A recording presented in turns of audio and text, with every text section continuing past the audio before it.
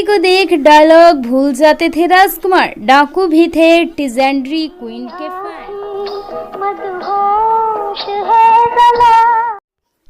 दोस्तों, बॉलीवुड की अनमोल रत्न यानी मीना कुमारी को लोग यूं ही टिजेंड्री क्वीन नहीं कहते थे। उनकी फिल्मों की तरह उनकी लाइफ भी किसी टिजेंड्री से कम नहीं थी। रहेगा मिलन ये हमारा तुम्हारा। आपके पाँव देखे बहुत हसीन हैं, इन्हें जमीन पर मत उतारिए, बहुत हसीन है, इन्हें जमीन पर मत मेले हो जाएंगे। ये डायलॉग किसी पर फिट बैठता है तो वहाँ है बॉलीवुड की टिजेंड्री क्वीन मीना कुमारी।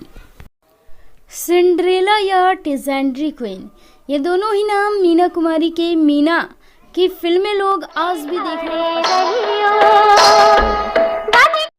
फिल्मों में वह अक्सर दुखद किरदार ही निभाया करती थी। उन्हें देखकर लोग अक्सर यही कहते थे कि यही है उनकी मोहब्बत, उनकी सिंड्रेला, उनके दिल का चैन, ख्वाबों की परी और हकीकत की अप्सरा मीना कुमारी की असली कहानी। मीना कुमारी का निकनेम यानी महजबी बानो था। उनका जन्म 1 अगस्त 1932 को मुंबई, इसे अब बम्बई कहा जाता है, हुआ था। मीना कुमारी के पिता मास्टर अली बख्श पाकिस्तान से भारत शिफ्ट हुए थे।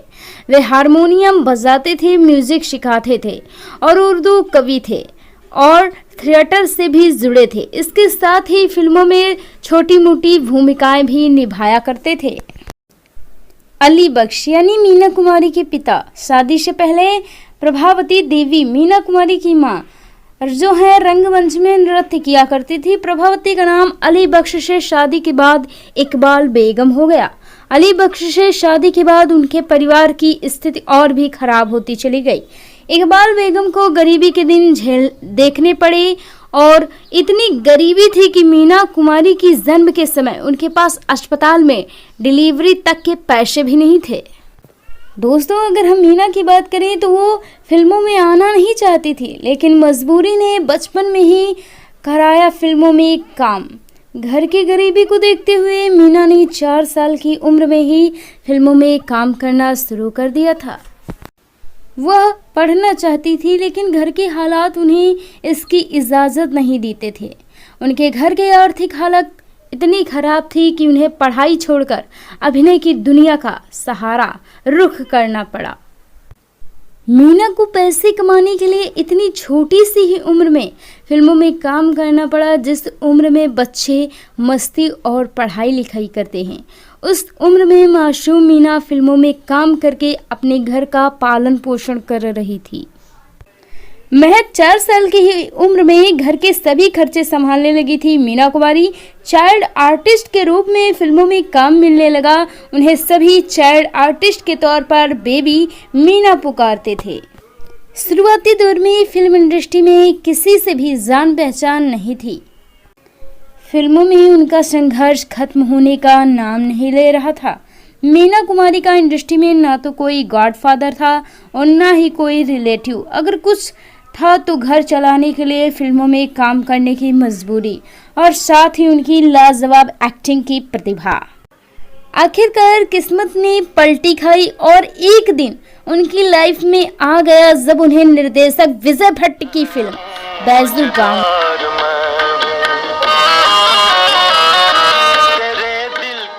बावरा मिली।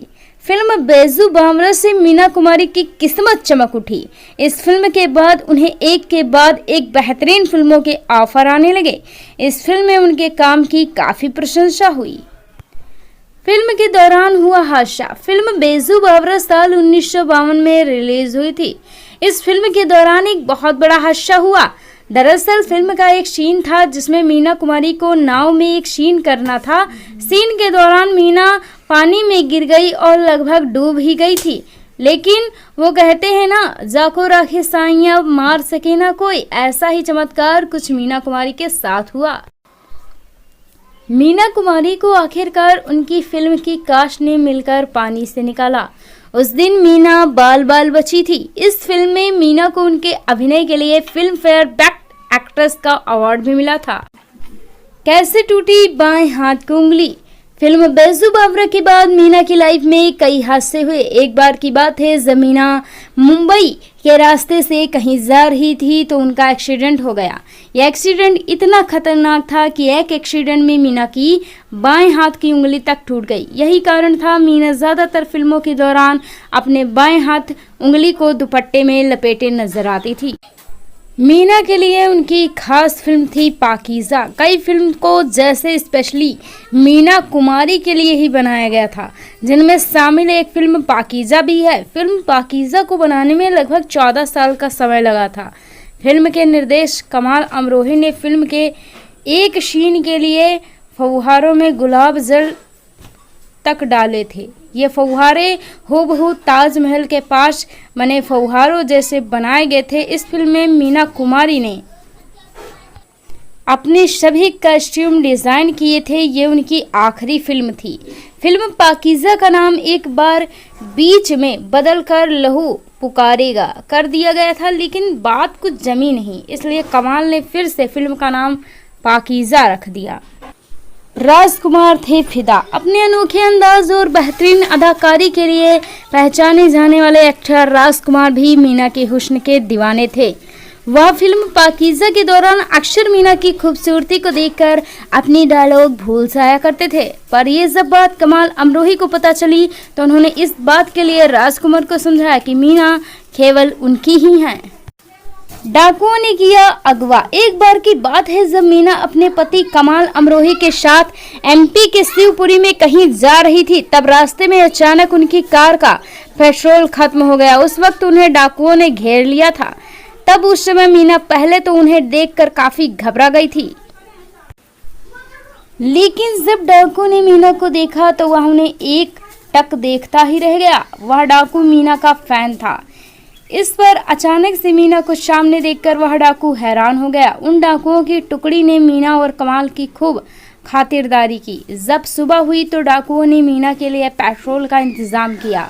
जब मीना और कमाल वहां से जाने लगे तो वह डाकू ने चाकू निकाल लिया।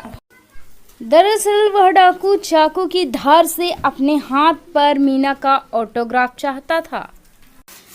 Famous dialogue. फिल्म पाकीज़ा का ये मशहूर डायलॉग, आपके पाँव देखे बहुत हसीन हैं, इन्हें जमीन पर मत उतारिएगा, मैले हो जाएंगे। आपके पाँव देखे बहुत हसीन हैं, इन्हें जमीन पर मत उतारिएगा, मैले हो जाएंगे। पहले फिल्म की स्क्रिप्ट का हिस्सा नहीं था, लेकिन कमाल अमरोही को ये डायलॉग याद आया जब उन्हें फिल्म पाकीज़ा के दौरान याद आई चंदेरी बाई की। चंदेरी बाई उस समय की मशहूर तवायक थी। मीना का फिल्मी करियर। फिल्म चांदनी चौक, आजाद, बादाम, नया अंदाज, मेम साहब, एक ही रास्ता, बंधन, पाकीज़ा जैसी ना जाने कितनी ही सुपरहिट फिल्में उनके कदमों में अवार्ड के ढेर लग गए। मीना कुमारी बॉलीवुड की उन गिनी चुनी अभिनेत्रियों में से रही हैं जिन्हें बॉलीवुड के इतिहास में अनमोल रत्न माना जाता है। Thanks for watching.